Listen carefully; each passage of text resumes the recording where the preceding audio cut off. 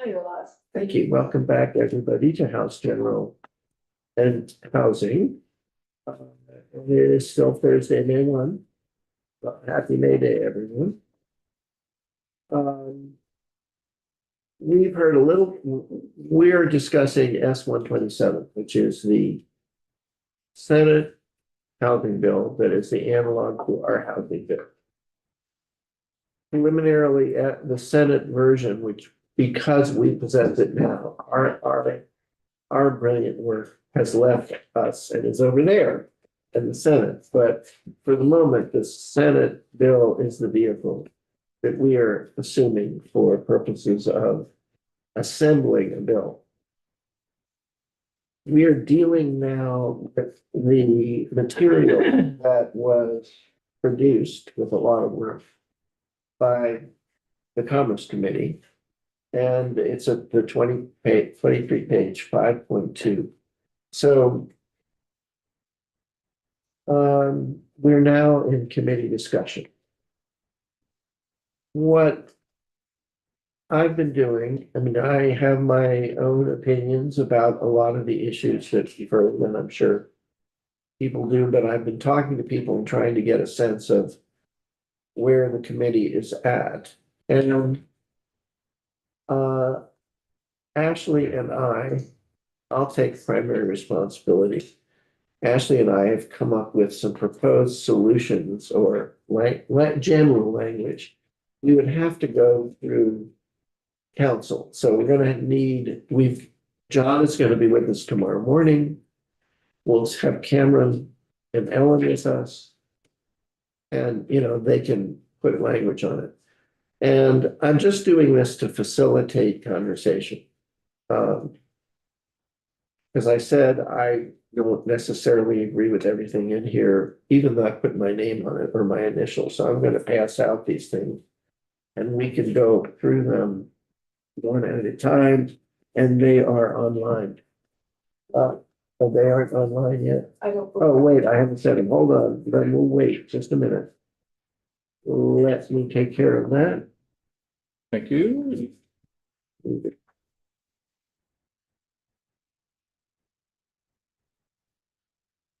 It's just called the go. Let me.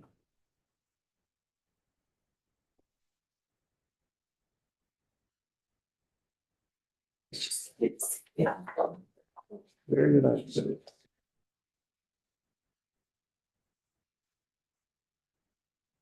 Well, I can see. So it's right, it's right there. Okay.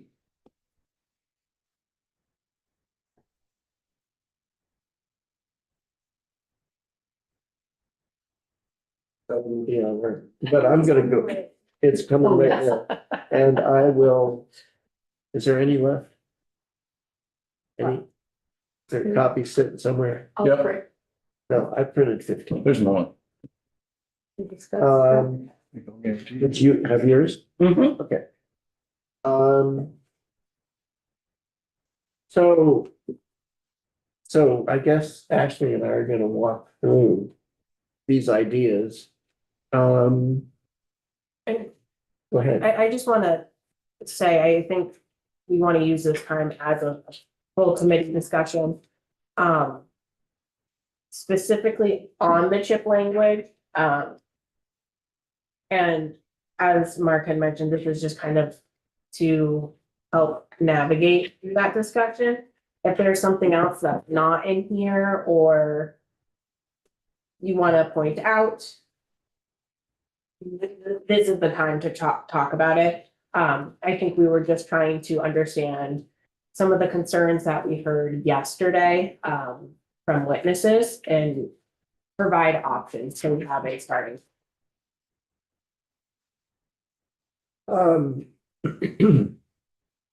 Yeah, in fact, Joe just mentioned an idea, so this is the time to surface ideas. Guys. Oh. Whoa. Bless you. Hi, Emily. Oh, I'm so excited to see Okay, we you. have, my gosh. I'm just gonna, since two of our members just joined us, I'm going to summarize again, so bear with me everyone Okay. where we're at. Eesh. So we're looking at just the 23 pages of material that Oh. was given to us by, which is be that here, which was given to us yesterday. And the testimony that we've heard has raised, let's say, 3 or 4 significant issues. And I was listening. I've been listening. Yep. And members of the committee have talked to me. I've talked to individuals. Ashley's talked to people. So Ashley and I took the liberty of sitting down and just trying to come up with some possible consensus approaches, even though individually we may not necessarily agree with them, but could live with them, I guess, is another way of putting it. And so what I think Ashley and I are going to do is just walk through these one at a time and ask people to comment how they feel about it. As you remember, one of the issues is how do we treat short-term rental? And the major, the way that the committee, the Commerce Committee dealt with short-term rental is on Page 6, page section 4. 6, and I didn't put page numbers on the demo banner. And purpose. And 1907. Yeah, it's in 1907, I right? see it. Yeah, and it's here. And it's on page 6. In that paragraph 4. Yep. So the league testified against this. They ideally like it omitted. They came up with some other ideas. The committee, the Commerce Committee, heard the league testimony and simply just didn't agree with it at all. That is, it's not as if they didn't consider it. They considered it, they thought about it, and they said, this issue is really important. You can take care of it with contract, etc. I'm just summarizing. What we heard is testimony, and it wasn't just from them, that it's very hard. They think it's difficult for a town, maybe also we heard a developer, to maintain an issue like short-term rental over a long period of time.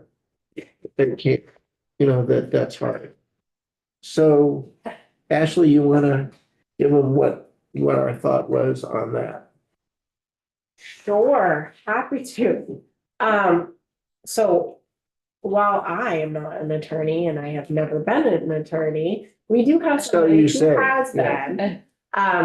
And I believe Mark had mentioned the idea of remedies. So looking to change the language in 4 to provide terms and sufficient remedies, or if the town so selects an ordinance to ensure. So I think, again, there's been a lot of talk about STRs, how we handle them, how we address them in concerns to our housing crisis. And I think a majority of the testimony we've heard this session has been, let towns and municipalities handle it on their own. So we wanted to take into consideration that there are towns that have already chosen to, or will be choosing to, take into consideration ordinances. And so that's the major change. And then right under could also cut or the removing the indebtedness in this language. Keeping the term short. Thank you. In other words, the idea, I was just picking up on what Maura said. In other words, and actually, although it wasn't their ideal, when we pressed them I was kind of a little combative, I admit, with the league.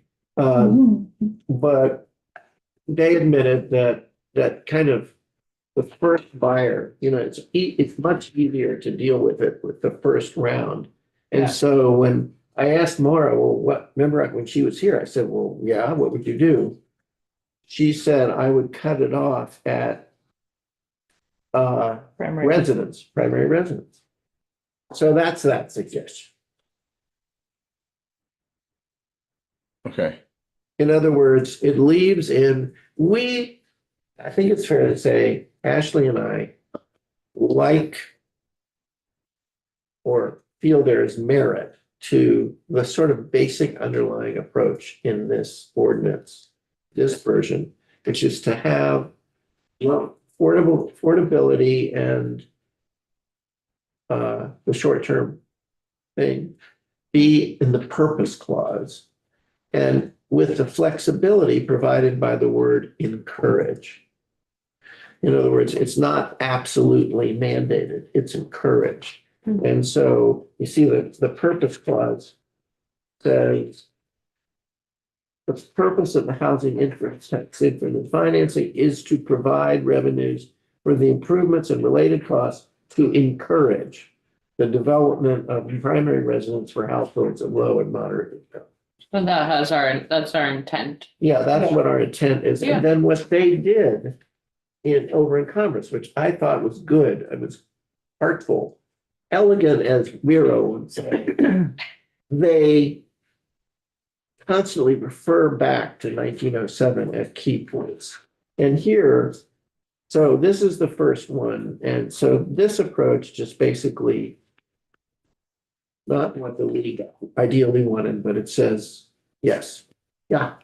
in both of yours opinion, working on that, do you think that if we made both of those changes, it would create a situation where you had to have this ensuring that the first purchasers were? I think so. Don't you? But any That was my Further. intent. Yeah, sales after of the that, property would? the point is you wouldn't have to, first of all, allows it to, I think, yes, you're right. It would be the first one. First one's in, have Yeah. to meet that criteria, and then After after that, it's So up to the where are town. we saying that, the town that? can be more restrictive if they They can want be or more not. restrictive Yeah. if they want or less. All right, then, But where are we saying that the first purchase? The first purchaser has to, I get what you're saying. Yeah. I'm just asking, where does that appear in our if you look at, bill? if you look at 1909-4, we might have to add initially. Yeah, so that's in what was handed out, and we're talking about language. How to, and so if you look where it says in the second line, Mhm. primary residence, Yeah, it would just stop there. right. And above that, provide terms and I add and sufficient remedies or, and this came from the league, Mhm. or an ordinance to ensure. I mean, if a town wants to do this by ordinance instead of contract, let them do it. That was the thought.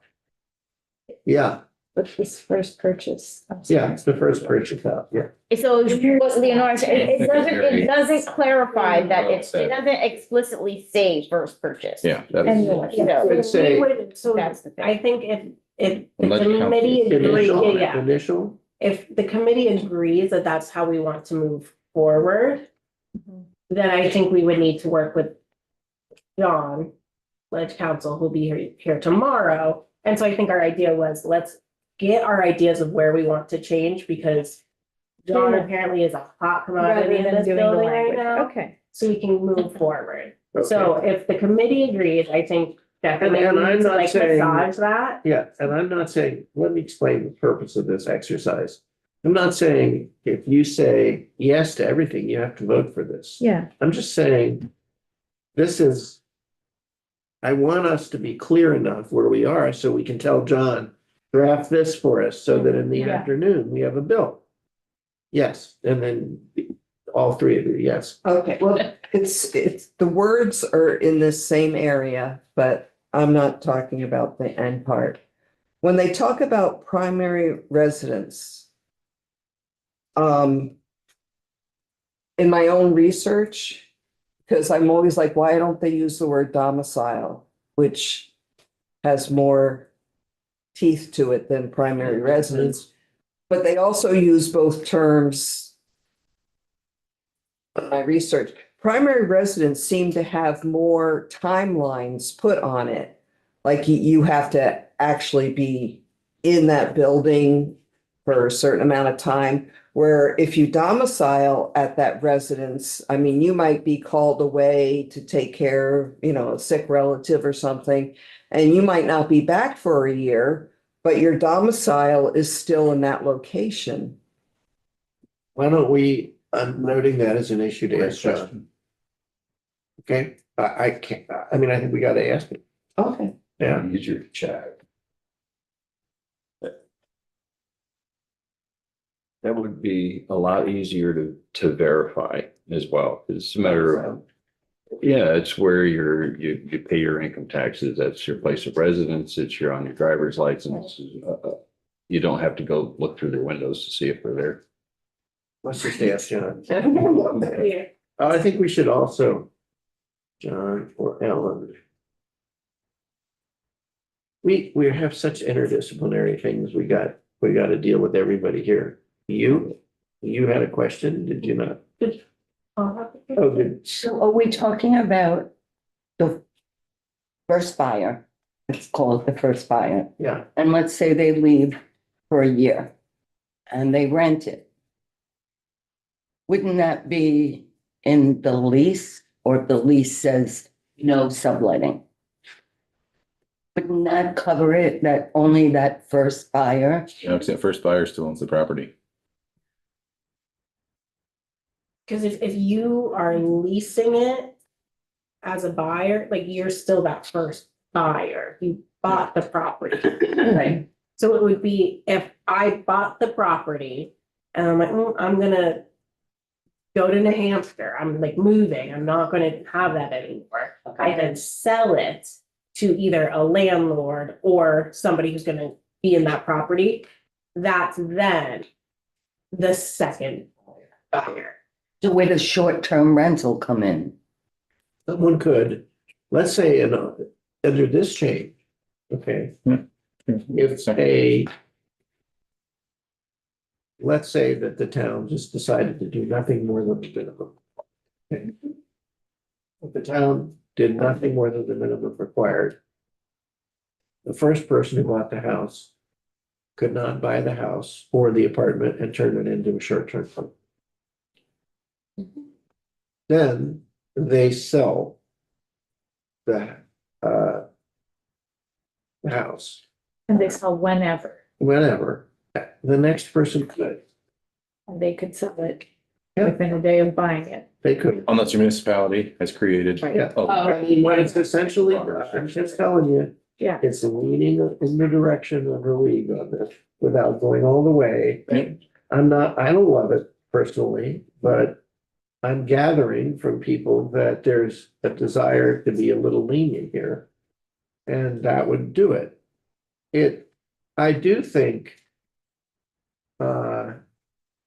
if I were a landlord, it's a multifamily. The first buyer is me. I buy it. As long as I own it, I can't rent those out short term. As long as I own it. But if I sell it, and the only reason for this, because it's obviously not perfect by any means, is the argument that it's at a certain point difficult for the town to enforce ordinances over a long period of time. I mean, enforce this requirement over a long period of time. It's a compromise. I'm not saying I love it, but I'm just wondering, how do people feel about it?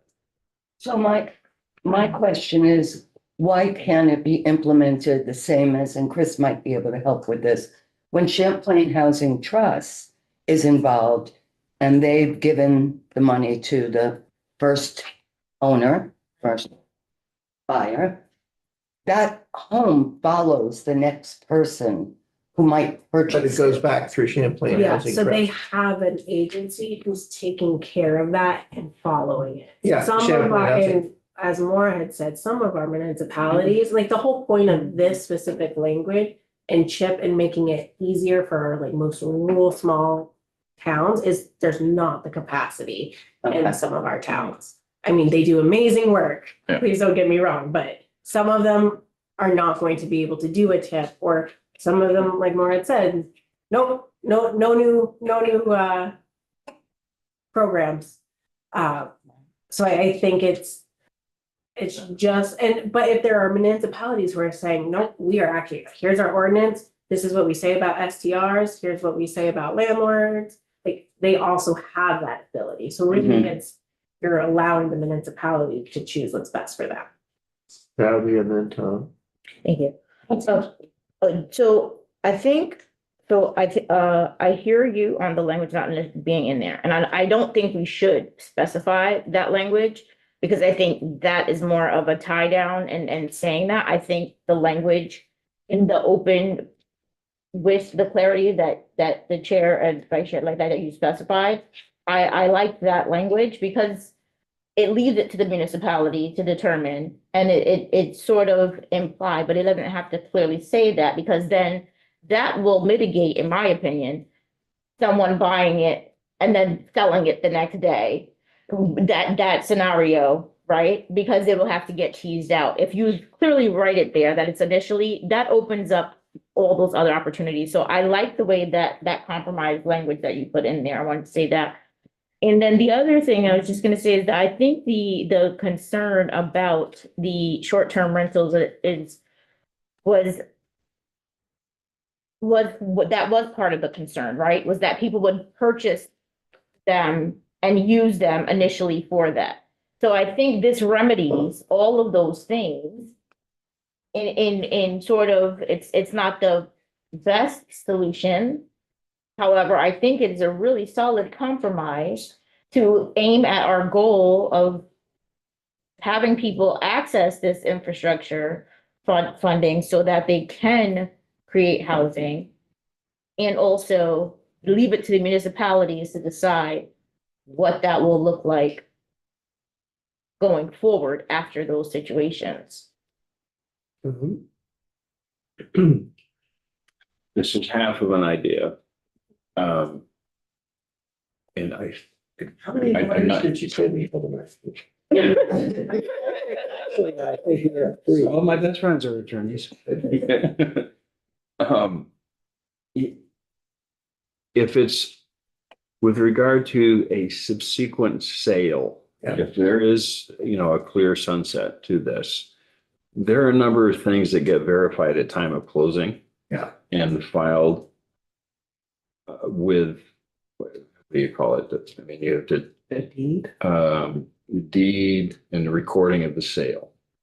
So if at time of sale, within whatever the sunset period is, the new owner certifies and signs that this will be their domicile and it is on record, I don't know where it would go from there. In terms of who would enforcement, but there would be an option for municipality or whomever to pursue. I'm not sure how to do that with a rental, because I don't think rental agreements are recorded the same way, are they? And it's not always a rental agent either. Right. I don't think it would be through. I'm just guessing. There are a lot of ways to enforce a requirement like this. It could be done with a covenant that runs with the land. It could be done in the advantage of this, keeping it short, it's just, the contract is gonna be between party A and party B. And it just keeps it to them and their first sale. And so it's easy to enforce through the contract. You just put it in as a contract term. I think that once you go beyond that to the next one down, it would have to be either an ordinance, which the town would practically would never enforce until someone bitched, or it would be a covenant that they would enforce if they did, and they don't want to do that, but that's how they would do it. I don't think it would happen through the real estate. Well, I don't think they would have to enforce anything. Correct. The first owner, it may be the owner for a week. They may. And and there is, there's currently a loophole with regard to the transfer tax that is becoming increasingly common. Whereby I guess if you assert that this is a rental and not a second residence, you pay less. And all you really need to do is form an LLC and rent it to yourself for 30 days. And then you pay the lower Right, of their, and it's common to the point that I think it's becoming standard really? in some of these transactions. Yeah. But I can see something if there's money to be made on a residence, especially if that residence is available for submarket, person can buy it, form an LLC, sell it to their LLC within days, and then they're the second owner. Proceed to rent it. So if it winds up being profitable to do that, it's likely. I mean, you still end up with the infrastructure. But Well, yeah, you went in with an infrastructure. It's, it's not residents in the community that are going to have access to dwelling there. So the concern is a sham sale.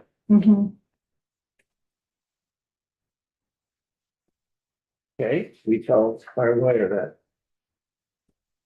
Okay. Another hot topic.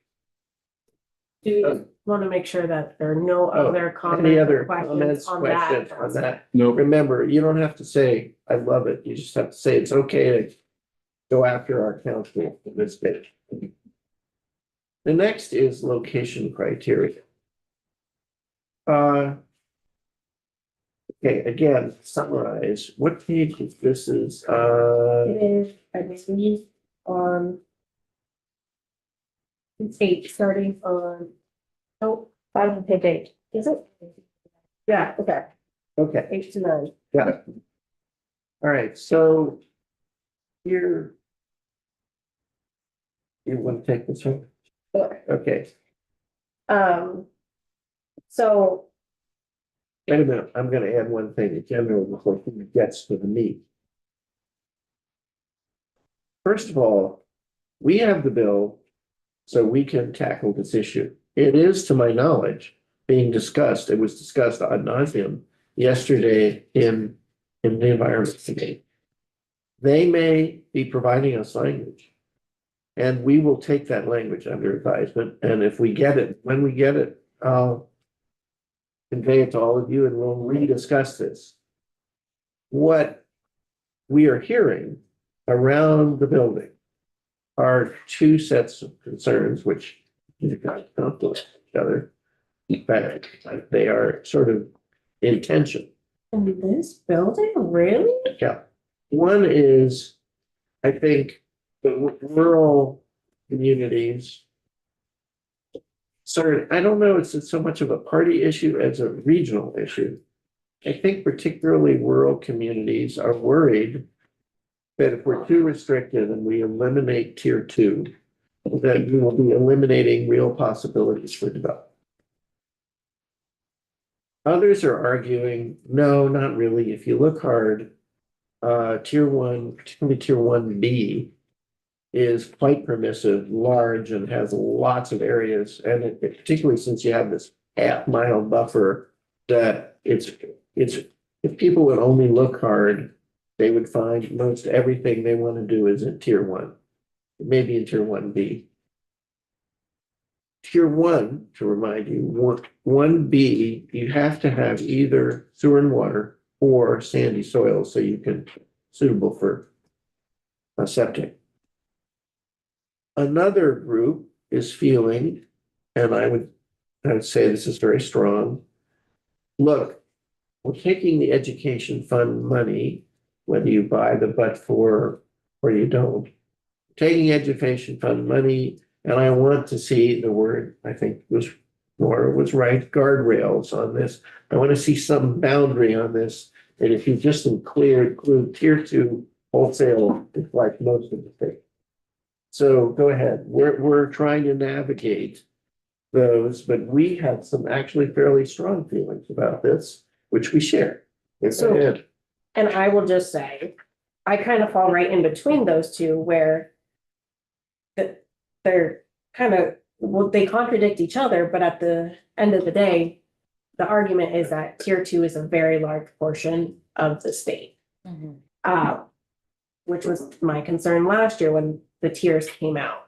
So the idea is, last year when we were talking about tier one, A and B versus tier two and tier three, it was that tier two could hypothetically be tier one B if it had wastewater or sewer.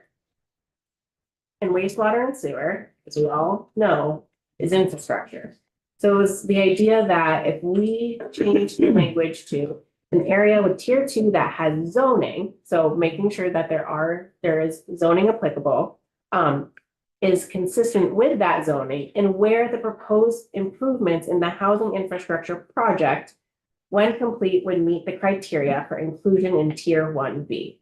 So I think a great example of this would be Fairfax, my own town, where we do not have the capacity to add any sort of development, not because we don't have a designated downtown, but because of our infrastructure. And I think situations like that, where parts of Fairfax kind of fall into these different tiers, you have the infrastructure, and we know that the infrastructure would allow for development within tier one B, that should be sufficient enough.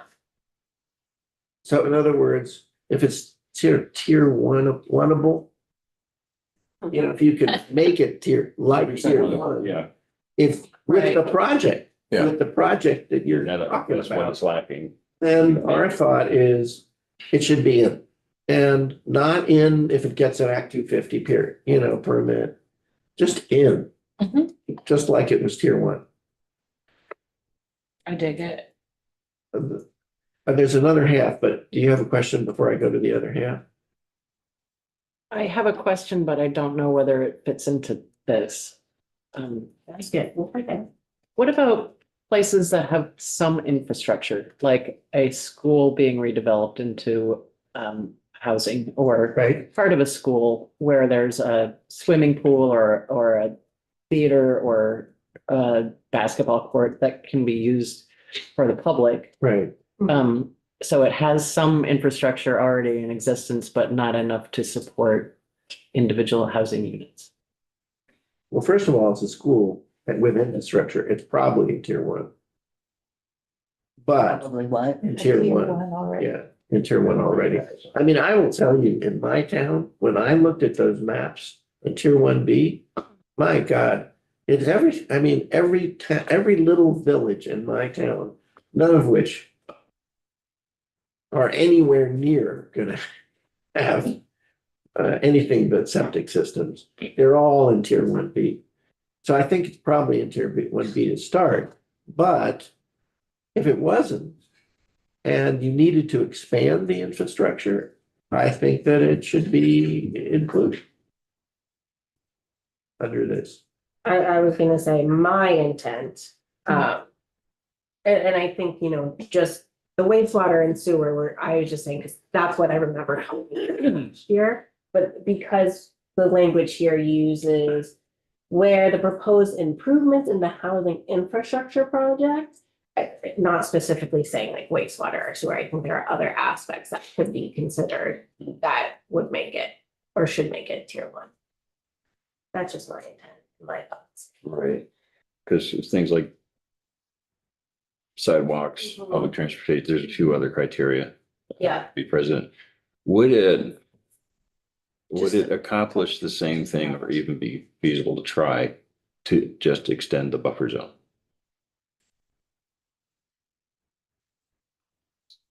Right. Frankly, I might be frank, yes, right, when am I not? I'm worried that we'll never get that done in time. We'd have to go through, Oh, yeah. we just opened up Act 250, which we're not doing here. And I think it would also, while I am absolutely supportive of that, I think it also opens up the same thing of like, once again, we have an idea of where these areas are, but none of the maps are actually completed. Sure, so it's vague So I anyway. don't know if, Okay, This is- Love the this is idea, better. but I think we would face that argument of, you know what, let's This wait is- for the map. This is much more specific and easier to. Well, actually, what it is too, is it's tied to this bill. I mean, excuse me, this issue, which is, it seems to me kind of fair or bootstrapping fairly to say, if it's not in tier one, just because it doesn't have infrastructure and this whole thing is to give it infrastructure, it should be in. I like it. Are people feeling comfortable with us giving instructions to council on this basis? Yeah, Yes. Okay, sure. It's not set in stone. okay. We're Now, on that same page. let's get to the really easy subject of low and moderate. Wait, John, Oh. go ahead, one more house is accommodated. Because we're on the same page and you had said to bring up things that aren't on here if you see them. Want to make that 70? I'll just put it out to the committee. I mean, I internally thought 70 would be a compromise because I wanted 80. So I just said it. But I would just point out that page 8, line 7, when we talk about how much of the area has to be for housing. That is, from what I've seen, if anyone can show me another part of the bill, that's the only spot in this bill that we talk about commercial. And I feel like it's giving them a pretty darn good chunk when this is the Community and Housing Infrastructure Program. Right.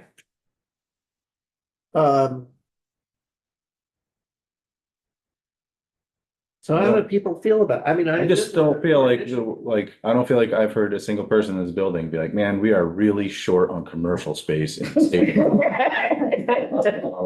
If you guys could do something about that, it'd be super helpful. I have heard we're short on housing I've a heard few that. times. Few. I happen to have heard that, Which, that we're short on housing. have you heard that? I heard. Yeah, it's an issue for me with our splitting the VHCB right now, 70-30. I believe that's what it is, 70-30. The kind of that's, Conservation. right, 30, like, 70-30? I know we have, I 70-30? think it's about 70-30-ish, right? For next year, yeah. Okay. If you're in a crisis and we want to call it that, let's act like it. Yeah, that's why I think it should be higher. I also feel like in doing that, putting it at 70, in my mind, puts it more at like 60. I'm just thinking, in my mind, that's how I think of things in pictures, is a 2-story building, the bottom's commercial, the top is, well, if the entire HVAC and everything is in the downstairs section that runs the entire building, you can make an argument that you can't have the housing without this section of the downstairs that also runs commercial. Somebody, I will say, I spent a lot of time in my life with floor area ratios and stuff like that. Usually HVAC, like on the roof, or HVAC in the basement is excluded, but not always. And it's up to somebody to define it. Right. And so it could be defined very liberally like that. My view is you do want to allow the idea of having first floor commercial and second and third floor rentals is a really good one, and I wouldn't want to discourage that, but I think that might work. So You think? Sorry, I just want to really quickly say, that's what I had asked John yesterday. And he had said that the bill covered that. Right, the board. No, I'm saying like the floor area ratios being, there is that argument. I don't know if that's something that we want to legislate in here, saying it could be considered or no. No, I don't want to go that far. I just want to, knowing that a chunk of that percentage is not going to be housing space. Yeah, It's gonna be stairwells, it's gonna be gotcha, okay. the plumbing and the heating. Right, of the- it's more of the like building. It's 60 gonna when you be- say Yeah. 70. Right, Except lines 14 and onward basically say that if it doesn't meet the at least 60%, then it has to, the board will have to determine whether the project housing Right. development will meaningfully address. But this is, okay, I want to get to that. The What housing she's is- referring to Who's is if you referring got to? you, Oh, if you, the sheet is you. if you, Sorry, you if didn't you, use my if you title. look at this, the way this, look at the way, guys, that this section is written, okay? Project criteria, okay? One is A and B. It has to meet A and B, okay? 60% and furthers the purposes of 1907. Okay. Then there's this, what I would call variance provision, you know, it's a kind of safety valve. One of our suggestions is that we tighten up the safety valve just a little bit. Because right now, it gets tossed to this community and housing infrastructure program board. Don't even ask me what the initials of that is. To determine whether it will meaningfully address the housing needs of the community. In my mind, as wonderful as that sounds, it's just contentless. It has nothing. I don't want to overwrite it. So, you know, I mean, really, if it's a variance, you don't want to go crazy. But we would add to that, add to this two, if you will, that, where did I put it? It's the last thing you wrote. Oh, it's the last thing. If on my page, I would just add whether the projected housing development will meaningfully address the purposes of section 1907 and address the housing needs of the community. In other words, if we're going to tie everything back to 1907, tie that too. There is flexibility in 1907. So anyway, that was also a proposal while we were on that page. Yeah. My point behind this is simply that I think, like you explained, the flexibility of that and kind of giving that buffer area of the map came in at 56, but it's Well, the community really wants it. And Okay, yeah, it's so great. let's go back to your. So I would like to bump it up higher so that when that variance is made, How do people? maybe feel it about is, you know, maybe we do. Yeah, sure. Feel very strongly in support of Like that. me. I also want to make sure we understand what we're looking at is in the Senate, this percentage was actually 50-50. And Yeah. my assumption is that this will end up passing the House. And while there is not a lot of differences, I think that we're putting in, there will be enough that this will have to go to conference committee. And I would much prefer to see more wiggle room. Then let's put it at 80 so that we can.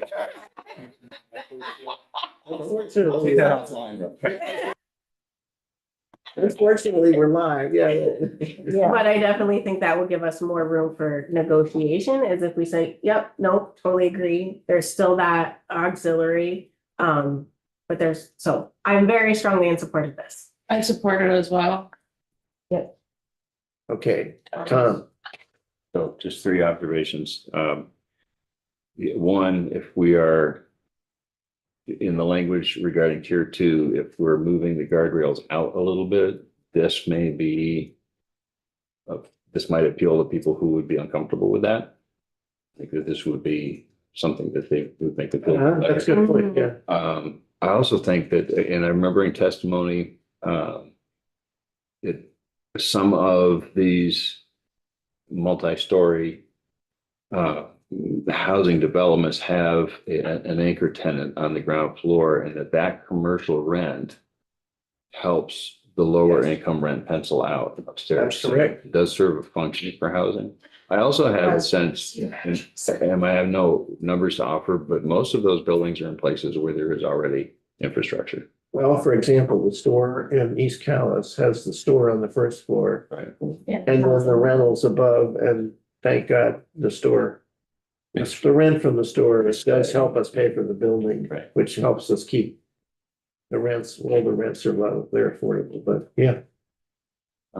Yeah, I just, anecdotally, just kind of picturing Vermont, and I can't picture it. I think what this Building that's means- not on infrastructure. What this means in my mind, and I support what Joe is proposing. What I think this means, the way it would play out, let's say somebody comes in with a really good project And it's first floor stores and whatever, you know, it's commercial, first floor commercial. And second and third floor housing. Rentals, whatever. And it comes it's not 70. It's 68. Or 60. Then this committee can say, that's okay. Yeah. That's what I mean. It's a variance committee. It's just not. I was on the planning commission and some of us didn't really understand what a variance was. And it was like anything goes, you know, well, whatever you want. Yeah, Mhm. right. Yeah, in South Burlington, we have that very kind of exact thing you're talking about on Market Street. Yeah. Is a perfect example of what we're talking about, if anyone ever comes through. Yeah. Okay, Sorry, Gail has a comment or question. Gail? Thank you. If there's parking underneath the building, is that considered in the square footage? Actually, don't know. That's a great question. Podium parking, I don't know what it is. That's the kind of detail that somebody besides us is gonna have to get into, yeah. I don't know. I don't know. I think that's something though that we can ask John. John, Note to self, okay, Already And, noted. and any other like HVAC or. right? Or other, Yeah, okay, let me just check, Magali. Our afternoon has Sean at after the floor, right? So did somebody have a question? Okay, wait, let me just check one thing. The afternoon, refresh, no, I'm just kidding. the afternoon. We have Sean and nobody else, right? Correct. Okay, so, because we're gonna run out of time, we can reconvene this in the afternoon. I want to get this done this afternoon, so. go on. No, I was just gonna say, I appreciate the expansion of that, because, you know, John said that only the board they asked one question. So if they're gonna ask one question, then I think to put the clarity in that one question seems good, and I appreciate the 70%, because it does account for those differences, so I'm appreciating this conversation, I just want to say that. Good, all right. Now we come to the small matter, and I think I'll do the same thing, as I'll set the stage and I'm gonna let you do the. Here's the big issue here. And this is, to what extent are we gonna tighten down or otherwise add to the affordable housing part? Everybody's heard the same testimony, we've all heard it, and it's not new to us. On the one hand, on the one hand, we heard testimony that if we go to 80% of AMI, we're talking about people are making $80,000 or more. And if we go to 120% or less, but you know, if we go to 120% for ownership, we're talking about, I've forgotten the exact number, but it's like 120,000. Yeah. I mean, these are not, no, I'm gonna look at this. These are not the poorest people. in Well, it's this like a city. teacher. Yeah, exactly. If you look, we're talking about elementary and secondary school teachers, Yeah. plumbers, child and family school social workers, post office clerks, carpenters, clergy, and school counselors. Oh, you can lower it. Yeah. And I would if, just. I mean, to give an idea, 60% of AMI, which is housekeepers, retail workers, nursing assistants, Legislators. I was gonna say. Yeah. food service managers, Per diem automobile people, healthcare support staff. Okay. So the argument is made. We're doing this because we want to build housing. And if we don't build housing, but we have to build housing for these people. Yes. We don't want to build housing for the very wealthy people because they can make it in the market. And along that line, we have heard urged on us that we impose a 20% affordable requirement, inclusionary across the board for anything that gets this infrastructure. I'm just trying to summarize, okay? And that will include the hula. Right. They're safe Yeah, under yeah, that. Missoula is safe, okay, although we haven't had them testify yet. No, they're already at, if we do There. that anyway, they're already at They're already 20%. there. Okay. yeah. So. That's. And that we should tighten this up and it should be either perpetually affordable or affordable for the life of the finance, the bonds that you do it, okay. And we heard some testimony, and I did ask Sean Gilpin to come in again this afternoon because Sean, as you may remember, administers VHIP. Mhm. And VHIP uses public money to landlords who stay private. In other words, remember Maura was testifying that for a lot of affordable housing projects, the developers let's say I'm building 100 units and 30 of them are going to be affordable. The developer is partnering with, Rural Edge or Champlain Housing Yeah, Trust or as somebody Nancy's who testimony. administers well and also helps them get low-income housing tax credits and all of that. But VHIP, they don't, when they give $60,000 or $50,000 to a landlord to improve their unit so they can rent it out and have it be code compliant, that landlord does not relate to Champlain Housing Trust or Rural Edge or anybody. Okay, it's administered some other ways, so I wanted to have Sean tell us how we do that. But that aside, we also heard testimony, which I will sum up as saying, nothing is free, and that if you have an inclusionary requirement, if the money to support that comes from low-income housing tax credits or other external sources, fine. That we heard testimony that a 20% inclusionary requirement in that situation will definitely cause a landlord who would not otherwise do so to go ahead and do the inclusionary program and take advantage of that external funding in order to have their building or their rental susceptible to those people. The rentable to those people, and that's a bigger market. But we also heard testimony that it's really a much different situation and more difficult if a private landlord is told you have to have an inclusionary requirement and there is no external source of funding. And that could have two effects. One, I'm just trying to summarize here, okay? One effect is it could cause them to decide not to pursue the project because it just doesn't pencil out. Another would be that they'd have to raise the rents on the market rate units, and that is not a good thing either, allegedly. Okay.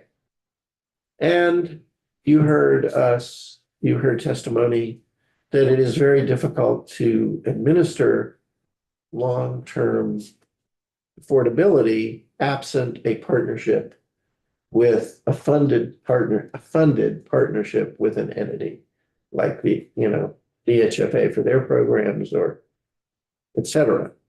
And so the initial testimony we heard was the way that Commerce threaded this needle was to put fairly explicit language in the purpose clause and then refer back to the purpose clause in various locations.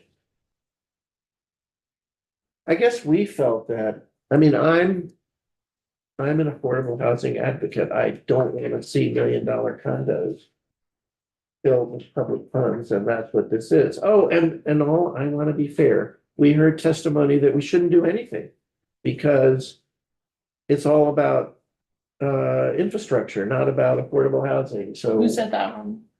Well, everyone, we heard various The league said that, yeah. Okay. and Morel. And I was gonna Moore. ask, so, Yeah, more, they were all saying our preference is no guardrails. got it, right, that's what I thought, that's what I was gonna confirm. Right. All right, So here's what we came up with.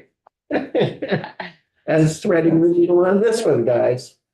And I We can present it and then we can break for lunch and come back. But go ahead. And just really quickly to kind of round out, one, I don't think I've ever seen a bill that has an intent or purpose that then continuously throughout the language goes back to it. So I'm really grateful for the work in Commerce, and I think it was mentioned yesterday that Commerce felt more comfortable with us talking about this.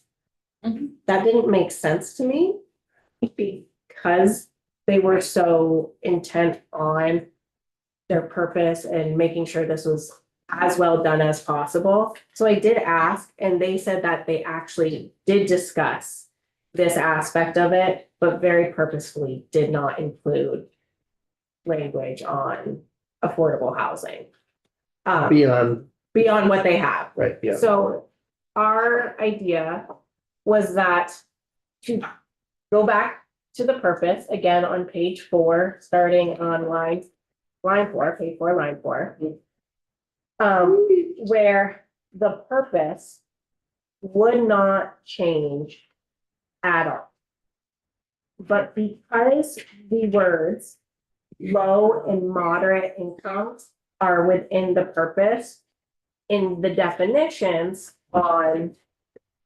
starting on page 1, and wherever they would fall in, we would then add the definition of low and moderate income. So there's still this idea that the purpose is of housing infrastructure tax increment financing is to provide revenues for improvements and related costs to encourage the development of primary residences for households of low and moderate income. That doesn't change. That is still our primary goal and purpose of this legislation. But by also saying we are giving these two incomes that we want to ensure that they are provided for, we want to also define what that means. And we were thinking that there's a handout that we got from Holly Major, they have PHCB. And I'm not trying to say that they would endorse this because they want a substantial more. But there is a definition of low and moderate, which is statutory. It's used a lot.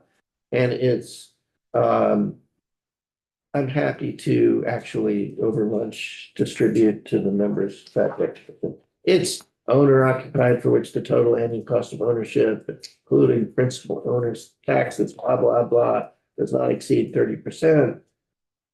County median, you know, it's technical. It's a technical standard definition for 30%.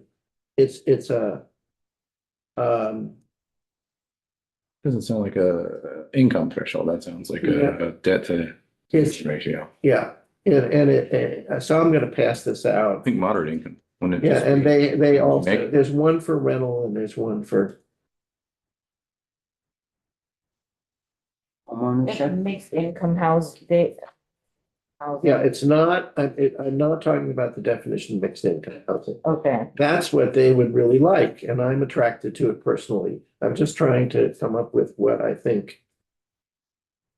We're thinking about what meets compromise here and what, I mean, their proposal was the 20% and the 15-year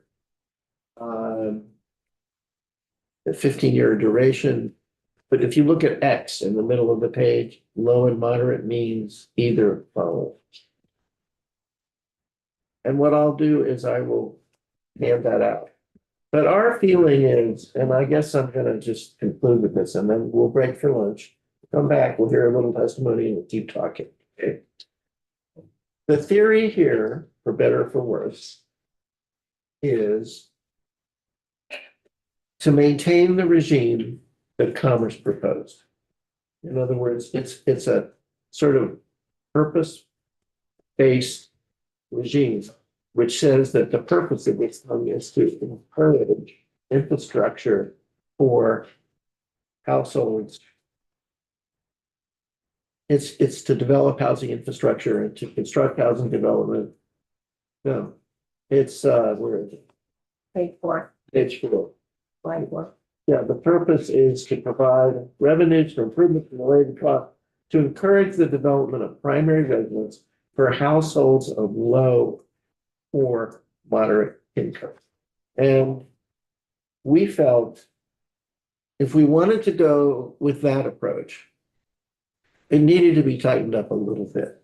And the two ways that we tightened it up are, one, we propose defining those terms. And the second way,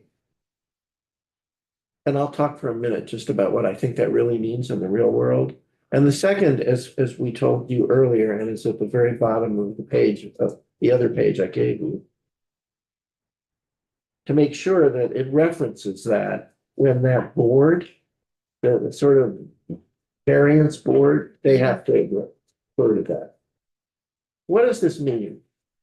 Here's what I think it means. In a lot of ways, it depends on VEPSI, frankly. It really does. If VEPSI is kind of loosey-goosey and incompetent and doesn't give a damn, I imagine it means we probably see a significant number of projects, maybe some that comply and some that don't. I think if VEPSI, it certainly gives VEPSI the direction that they should favor projects that do provide they encourage housing for affordable housing. I don't know, I do not know how it will play out. And I think anyone who tells you that they do, it certainly is not as mandatory as a 20% number. And I think it's this particular compromise, and I'm sure that's what was motivating them, is a nod in the direction of, in a world of decreasing subsidy, it's kind of hard to require everything. That's where I am. So why don't we're going to reconvene. I can see I'm leaving everybody. Why don't we reconvene? We're reconvening right after the floor. We'll hear Sean, was he given an hour or a time? I gave 2:30 based on Betsy. Betsy, yeah, 2:30. So since he's here at 2:30, why don't we reconvene at 2:30? Okay?